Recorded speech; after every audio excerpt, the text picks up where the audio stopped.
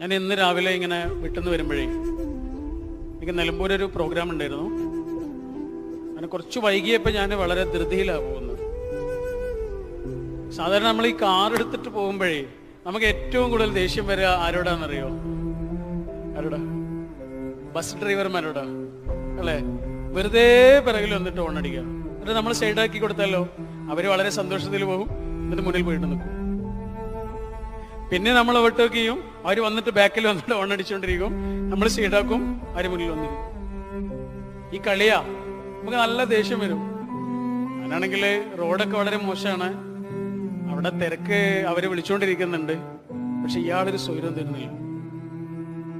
സ്വാഭാവികമായിട്ട് അയാളുടെ മനസ്സിൽ ഇങ്ങനെ ഒരു ദേഷ്യം വരാൻ തുടങ്ങി. പക്ഷെ അപ്പൊ ആലോചിച്ചു, ഞാന് നമ്മുടെ കാർ എടുത്തിട്ട് റോഡിലൂടെ പോകുന്നത് കൊണ്ട് എനിക്ക് മാത്രമേ അതുകൊണ്ട് ഗുണമുള്ളൂ അല്ലേ? എനിക്ക് മാത്രമല്ലേ അതുകൊണ്ട് കാര്യമുള്ളൂ. ആ ബസ് പോകുന്നതുണ്ടോ? എത്ര ആളുകളാ ആശുപത്രിയിൽ എത്തുന്നത്, എത്ര ആളുകളാ അവരുടെ തൊഴിലിടങ്ങളിൽ എത്തുന്നത്, എത്ര കുട്ടികളാ സ്കൂളിൽ എത്തുന്നത്.